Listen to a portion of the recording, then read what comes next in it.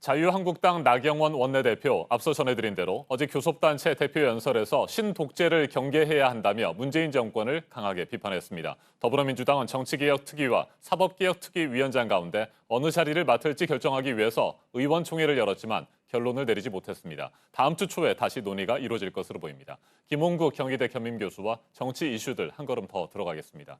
어서 오십시오. 네, 안녕하십니까. 네, 나경원 자유한국당 원내대표 지난 3월 12일 국회 연설 때는 김정은 수석 대변이라는 표현을 써서 논란을 일으키지 않았습니까? 어제 신독재, 독재라는 표현이 8차례나 나왔는데 어떻게 보셨습니까?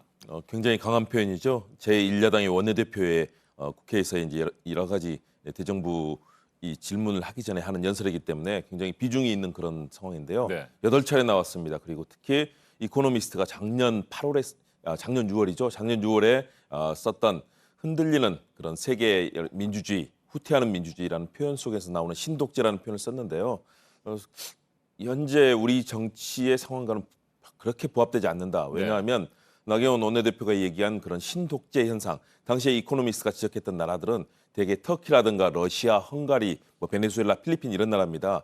자유지수라든가 민주주의 지수가 대개 2점대 10점 만점에 3점대, 2점대, 4점대 이런 나라거든요. 네. 우리나라는 8점대에 속해 있습니다. 언론이라든가 민주주의 지수가 굉장히 높은 나라로 지금 평가가 되고 있거든요. 그런데 현재 우리의 상황을 빗대서 특히 이제 패스트트랙 신속 처리 법안 지정 과정에서 여러 가지 갈등이 있었고 자유한국당이 그 과정에서 여러 가지 조사를 지금 받는 상황이 되지 않았습니까?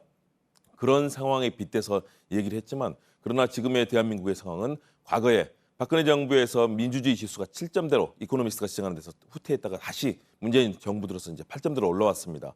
다시 말해서 절차와 민주주의, 헌법, 그다음에 법치주의가 같이 완성이 돼가고 있는 과정들을 가고 있는데 신독재라는 표현 사실 좀 부합되지 않는다고 판단이 되고요. 이런 측면에서 제1야당 원내대표의 연설은 좀 더 신중할 필요가 있겠다. 그리고 정확한 개념 규정도 필요하겠다는 그런 생각을 했습니다. 네, 지난 3월 12일 국회 연설 때와 비교하면 그래도 좀 비판 수위가 낮아졌다고 볼 수 있습니까? 아니면 여전하다고 평가하십니까? 저는 수위는 여전하다고 봅니다. 네. 왜냐하면 거의 대부분의 연설 내용이 문재인 정부의 여러 가지 정책, 외교 안보, 경제, 사회 정책에 대한 비판과 강도 높은 공격에 이 연설문 대부분 치중했거든요. 그런데 어제 의원들의 반응은 사실은 좀 달랐습니다. 왜냐하면 대부분의 의원들이 듣고 잠을 엎드려 있는 의원도 있었고요. 스마트폰을 보거나 책을 보거나 컴퓨터를 보는 이런 의원들이었거든요. 지난번에는 손가락질까지 하면서 굉장히 격렬하게 항의를 했습니다. 다시 말해서 그 당시 상황이 도리어 제1야당의 원내대표의 연설과 대결 양상이 되면서 나경원 원내대표를 투사 이미지를 심어준 이런 분위기가 됐었고 또 강대강의 이런 대치가 이루어졌다. 이런 측면에서 어제는 여당 의원들도 굉장히 차분하게 대응했었고요.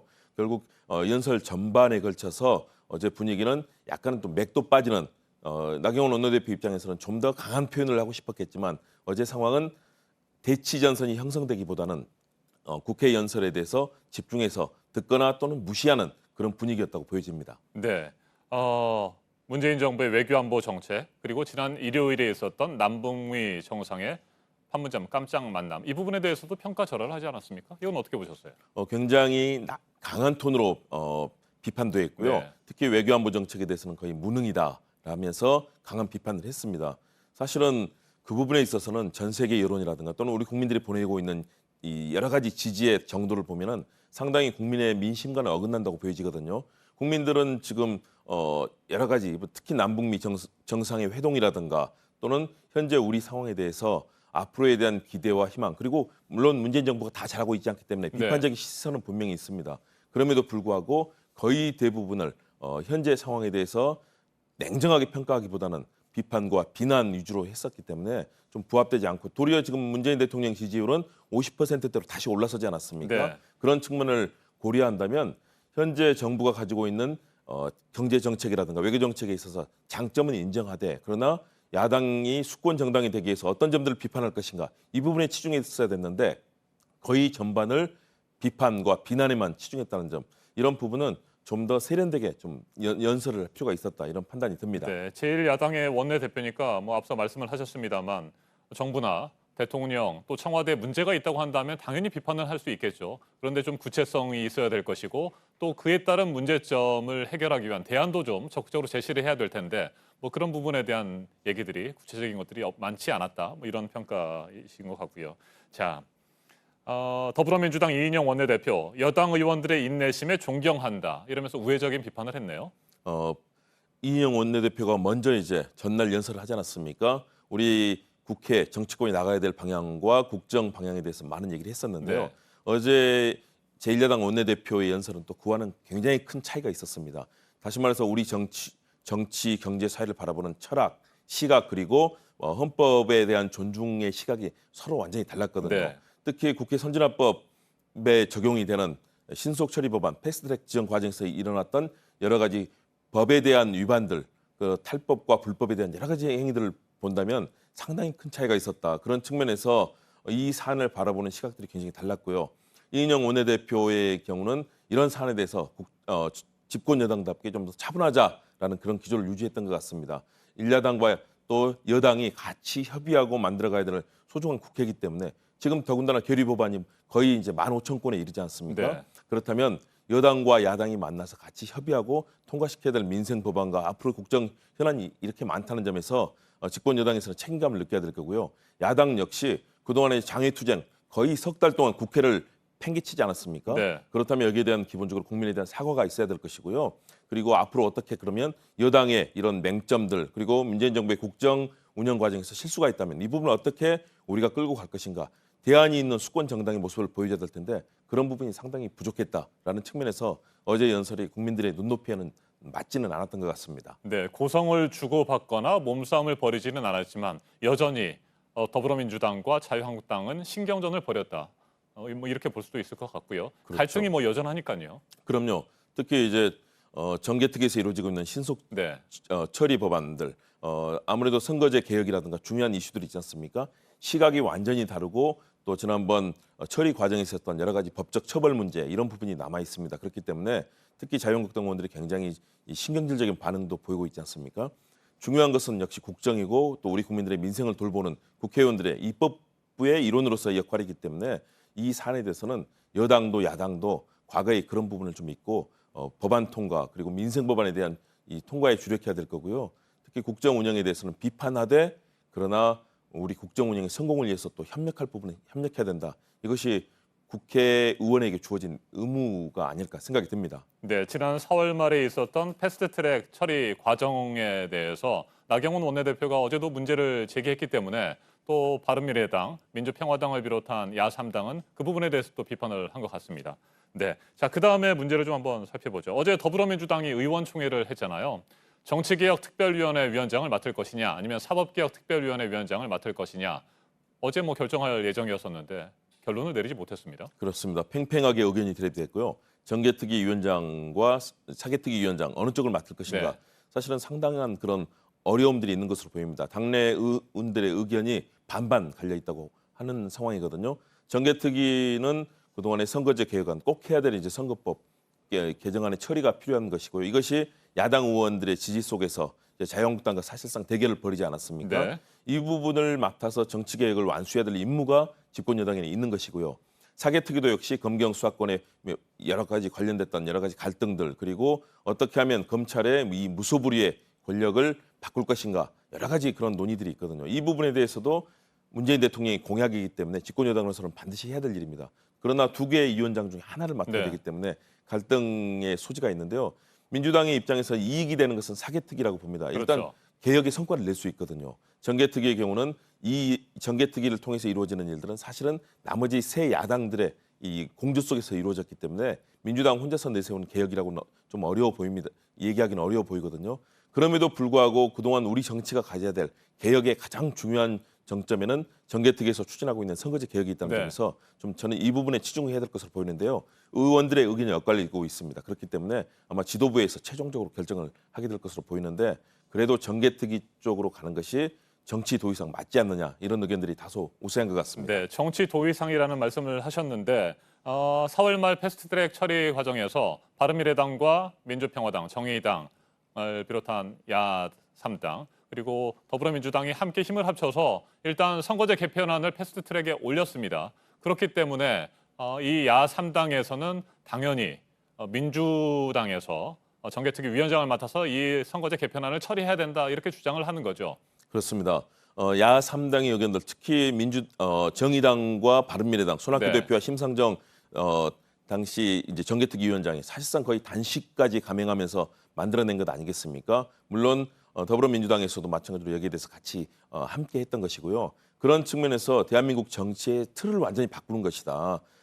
득표는 50%를 하고 의석은 80%를 가져가거나 이런 상황은 바꿔야 된다는 것이 네. 그동안의 모든 정치 개혁의 핵심 아니었겠습니까? 그런 측면에서 아무래도 역시 정개특위를 통해서 다른 야당들과 했던 약속들, 대국민 약속을 지켜야 되고요. 사개특위 같은 경우는 이미 국민들의 공감대는 얻고 있다고 봅니다. 그동안에 있었던 검찰의 비대화된 권력 형태 그리고 정치에 개입하면서 나타났던 여러 가지 잘못된 것들, 특히 검경 수사권의 갈등들 이런 부분 반드시 이루어야 되는데 국민적인 지지가 있기 때문에 이 부분은 아무래도 국민들의 압도적인 지지와 또 국회 내의 상황을 보면서 저는 처리를 해야 된다. 그런 측면에서 아무래도 민주당이 정개특위를 맡는 것이 정치의 흐름상은 맞지 않느냐 이런 판단을 해봅니다. 네, 야3당이 우려하는 것처럼 만일에 말이죠. 민주당이 아니라 자유한국당이 정개특위 위원장을 맡게 된다면 연동형 비례대표제를 비롯한 선거제 개편안 처리가 어려워질 가능성이 높습니까? 그렇죠. 아무래도 역시 위원장의 역할이 중요하거든요. 네.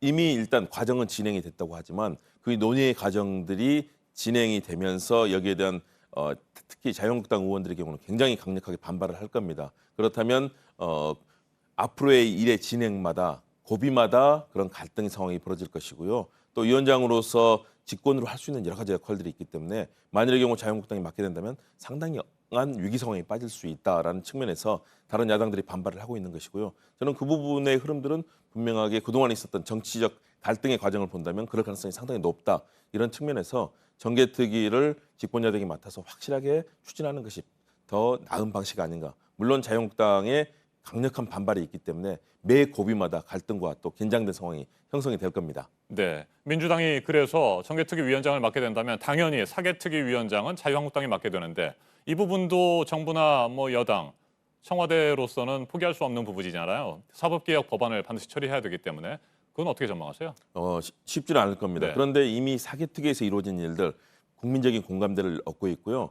거의 대부분의 여론조사라든가 또는 국회의원들의 의견들도 자유한국당 내부에서도 이미 그런 많은 법안들이 그동안 제출이 된 상황이었었거든요. 저는 그런 측면에서 사개특위에서 진행되고 있는 사법개혁의 문제들은 국회 내에서 그리고 국민적인 공감대를 가지고 있기 때문에 자유한국당에서 위원장을 맡더라도 갈 수밖에 없는 필연의 길이 아닌가. 그런 측면에서 좀 국민들께서 더 많이 지지해 주시고 이 부분에 대한 국민적인 압박이 이루어진다면 국회도 이런 역사적 과제를 외면하지는 못하리라고 판단이 듭니다. 네, 윤석열 검찰총장 후보자 인사청문회 다음 주 월요일입니다. 8일에 진행이 되는데 이 청문회를 담당하게 될 의원들이 국회 법사위 소속 의원들이잖아요. 그렇습니다. 전체 17명 가운데 11명이 현재 고발을 당한 상태 아니겠습니까? 패스트트랙과 관련해서 인사청문회 어떻게 전망하세요? 인사청문회 때 이런 사안들도 아주 강한 이슈가 될 거고요. 대부분 다 이제 법사위 소속 의원들 아니겠습니까? 네. 그렇기 때문에 이 사안에 대해서 여러 가지 그동안 윤석열 이제 후보자가 살아왔던 과정들 그리고 어떻게 이 국정농단 과정에서 이루어졌던 일이라든가 또는 앞으로 어떻게 검찰을 이끌 것인가 이런 부분에 대한 검증도 될 거고요. 또 그러나 윤석열 후보자가 해왔던 여러 가지 역할에 대한 자유한국당 의원들의 또 강한 지적이 있을 것으로 보입니다. 반면에 과거에 이제 황교안 대표가 법무장관 시절에 네. 있었던 수사 지휘권 문제 이 부분에 대해서 윤석열 후보자가 이미 여러 차례 강한 비판을 하지 않았습니까? 이 부분을 놓고 아마 치열한 논점이 벌어질 것으로 보이고요. 도리어 답변하는 과정 중에 황교안 당시 법무장관의 역할이 또 얘기가 될 것이기 때문에 여야가 모두 치열하게 공수를 주고받을 것이다. 그러나 윤석열 후보자가 지금까지 살아왔던 삶이라든가 또는 검찰총장의 이 직무를 수행하는 데 있어서 크게 어려움은 있어 보이지 않거든요. 그런 측면에서 섣부르게 다소 그렇게 볼 수 있지만 청문회가 그렇게 어려운 상황은 아니라고 봅니다. 대신에 그 과정에서 제기될 여야 간의 치열한 공방전이 아마 국회를 더욱더 긴장 속에 몰아넣을 텐데요. 아마 인사청문회를 통해서 여러 가지 논점들이 함께 토의가 되리라고 봅니다. 네, 한 가지만 더 짧게 살펴보죠. 자유한국당이 검사 출신 김진태 의원을 청문위원으로 합류를 시켰습니다. 송곳 검증 뭐 예상된다고 볼 수 있습니까? 아니면 뭐 자칫 역풍이 불 수 있다. 자유한국당에 뭐 그런 얘기들도 나오는데 어떻게 보세요? 두 가지가 다 가능하다고 봅니다. 김진태 의원 성향상 아주 날카롭고 꼬치꼬치 그동안 여러 가지 국정 여러 가지 청문회라든가 질문하는 모습 봤지만 그렇게 할 거거든요. 그런 측면에서 후보자에 대해서 철저한 검증 뭐 필요해 보이고요. 대신에 그동안 나왔던 말의 언어의 상황을 본다면 굉장히 과격하고 공격적이다. 특히 뭐 국정농단 이런 헌법 부정에 대해서 지지하는 그런 장외투쟁까지 나서면서 박근혜 전 대통령이 국정농단을 옹호하지 않았습니까? 그런 여러 가지 얘기들이 과도하게 공격적으로 제시된다면 도리어 국민들로부터 역풍이 불 거다. 그리고 특히 황교안 대표에 대한 여러 가지 그런 지적들도 네. 도리어 더 여당 의원들에 대해서 또 나올 거고요. 또 후보자 입에서 그런 얘기들이 나오게 될 경우에는 도리어 스스로 자승자박의 상황이 될 수도 있기 때문에 정말로 제대로 검증하고 국회의원의 임무에 충실한 그런 이번 청문회 역할이 되기를 기대해 봅니다. 알겠습니다. 지금까지 김홍국 경기대 겸임교수였습니다. 말씀 잘 들었습니다. 네.